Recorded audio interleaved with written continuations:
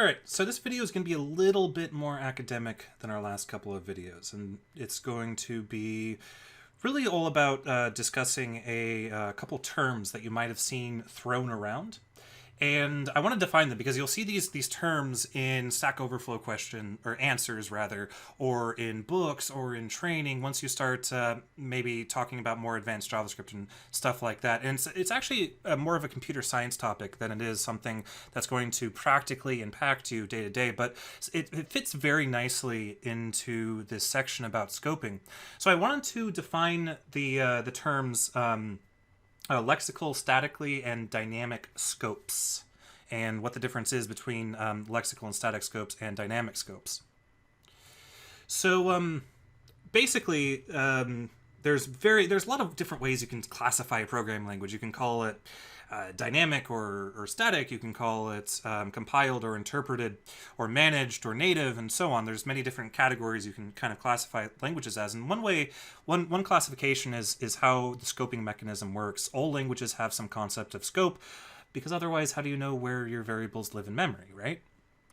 So JavaScript, like practically all modern languages these days, is lexically scoped, and that's also known as statically scoped. So if I use those words interchangeably, then just know they mean the same thing. Lexically scoped and statically scoped are equivalent, and most languages are scoped that way. There are a few exceptions. Now, there's an unfortunate, when you're saying or statically scoped versus dynamically scoped, there's an unfortunate confusion that might happen if you're familiar with the terms statically typed or dynamically typed. Now, this is actually something that people do get confused about. They assume that if a language says it's dynamically typed, that it's dynamically scoped as well, and that's not true. Saying something is typed or scoped is two different classifications. So you can certainly have a statically scoped dynamic language, which JavaScript happens to be, as well as a statically scoped static language, or statically typed language rather, such as a language like C#. So yeah, so JavaScript is not a statically typed language, but it is a statically scoped language, or lexically scoped language. And most languages, modern languages are, all the C's, Java, Ruby, Python, etc. They're all statically scoped or lexically scoped. So right here we have static or lexical scope versus dynamic scope. So remember, this is scoping, not typing. So what is statically or lexically scope means? It means that the scope is determined by where the variable is physically located in your text file, not where the code is being executed from. In fact, the prefix lexi generally translates into to read.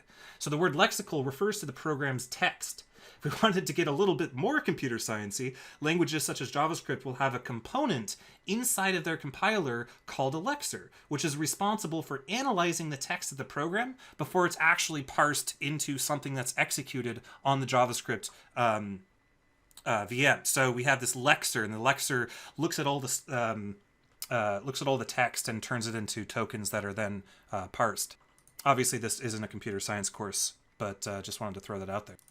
So to say a language is lexically or statically scoped is just to say that the compiler, just by analyzing the text of your code, without actually running any of your code, just by looking at it, reading through it, will know which variable goes into which scope. So let's go ahead and look at an example of this. Go ahead and copy my header so I get the appropriate amount of dashes there. So let's do, we're actually jumping up to example 15 for this. And what we're going to do is we're going to write a couple functions. I'm going to go ahead and say function example 15. I'm going to write 15b first, and I'm going to say console log a. Not defining that variable just yet on purpose. And we'll do example 15a, and 15a is going to do var a equals 20, and then we'll invoke example 15b, and then I'm going to say var a equals 30. Now I'm going to invoke example 15a, then I'm going to invoke example 15b. So I'm not going to hit Control S just yet because I want you guys to think about this code. I want, again, the whole purpose of this section might seem really mundane. You know, we're not building projects or flashy things or anything like that. We're really trying to figure out a kind of a new way to look at our code and to understand it. So what do you think the output's going to be? Well, we can walk through it. We have a couple function declarations, which remember are hoisted to the top anyway. They don't need to be above this code. We create a variable a, which is also hoisted, set it to 30. Then we invoke 15a, which creates another variable called a, sets it to 20. Then we invoke 15b, which then console logs out a reference to a. And then we invoke 15b after 15a returns directly. So what do you think the output of this program is going to be? Let's go ahead and hit Control S. 30 and 30. So that is because that a is bound at compile time. When the JavaScript compiler, when the JavaScript engine, when V8 on Chrome in this particular example, when it reads through this text, it doesn't know who's going to invoke example 15b. It doesn't know when it's going to be invoked. It might be attached to a click handler. It might be a AJAX request callback. It doesn't know when, even if it's going to be invoked. What it does do, however, is at compile time, not at runtime, at compile time, it binds this variable, this reference to this variable, to where it is, to its proper scope. And it's going to bind that, as you see, Visual Studio Code is cheating here, and it's highlighting where it binds it to. It binds it to this var a down here in the global scope. So when I invoke example 15a, I create another a variable and set it to 20. Then I invoke example 15b, but this local scoping right here is irrelevant. It doesn't impact anything. Because when the compiler ran this example 15b through it, it bound this variable to this a, not to this a, because it had no concept of if example 15b was going to be even invoked in example 15a. But what do you think? So we see that we have static scoping, lexical scoping, where everything is bound at compile time, not at runtime. So we see 30 is printed out in both cases. Where we invoke example 15b does not matter. Now, some languages don't behave like that, but stuff and things. So what do you think will happen, though, if I take this function, I cut it, and I paste it right down here? Now what do you think the output's going to be? Same function. I just changed where it's located. Let's hit Control S. Oh, well, we'll get a reference error because we can no longer access that, so I'll comment that out. Now hit Control S. Now we get 20. And that's because the compiler bound this variable reference to this a variable, not based off of where example 15b is called from, but where example 15b is physically located. Remember, lexical analysis is not about runtime. It's not about where execution flows. It's about the actual physical text of your application. So we can change the behavior of this program simply by moving where example 15b is located. If it's outside, it'll bind to the global A. If it's inside, it'll bind to the local A. And remember, the A variable is attached to the scope that is created by the existence of this example 15a function block. Anyway, I know that this, again, this seems kind of academic, but I think it is important. I think especially when you start interacting with people on Stack Overflow or other programmers, and they mention something about lexical or static scoping versus dynamic scoping, hopefully now you'll have a kind of an idea about this. Because if JavaScript were dynamically scoped, then what would happen is, because in the first invocation of example 15b, instead of example 15a, this variable would override this variable down here. Now, for the sake of completeness, because I like being complete with these sort of things, I'm going to show you guys something that I just beg you to never do. And that is going to be example 16. Please never do this. Because while JavaScript is a statically scoped language, there's a way around it. And it's awful. It's very bad. So let's go ahead and do function example 16. And it's going to take in a variable called I don't know, object, obj. And then I'm going to say var a equals 100. Then I'm going to use a keyword that I pray to God you've never actually seen before. Quite frankly, I don't know why it exists. It is considered deprecated. It hopefully will be removed from the JavaScript language at some point, but let's go ahead and take a look at it. Another reason why I'm showing you guys this is so that you can recognize that if you ever see this keyword being used, to run as far away as possible. So I'm going to say with obj, and then I'm going to say console log a.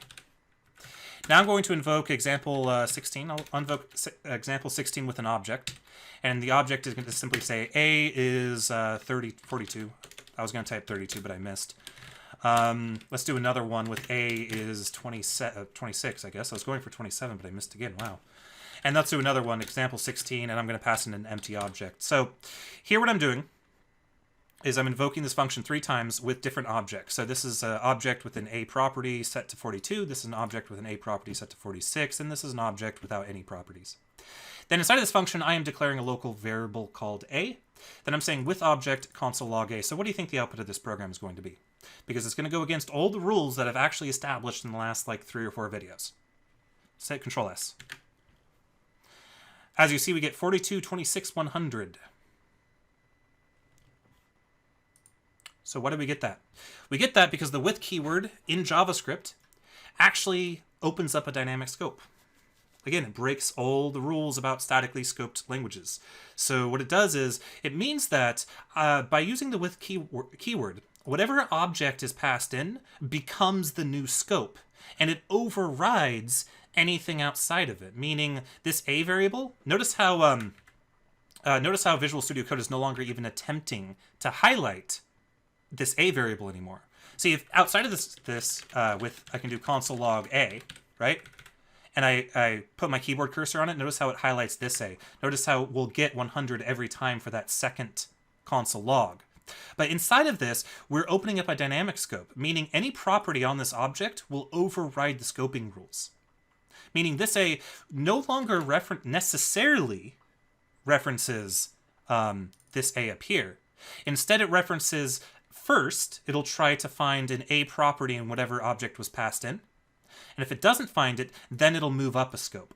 Now this is bad for a lot of reasons. It makes code very, very, very difficult, I think, to reason about and understand. It really hurts maintainability. Also hurts performance. That dynamically scoping variables actually can hinder performance because the JavaScript compiler can no longer do certain optimizations, and it's highly, highly discouraged.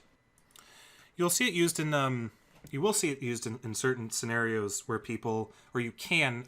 I've never actually seen it used, but people sometimes argue, well, it reduces the code size because you don't no longer have to do console log obj a, or you can use you'll see a Stack Overflow question or answer that that says using the with allows you to easily import the APIs into your global scope. Yay! Just within that local thing. You can also see it used to actually, you could use the with keyword to fix that problem we had with scoping in the introduction of the section. But it's not. In fact, it's so unnecessary and it has such a performance impact that it's not even allowed in strict mode anymore.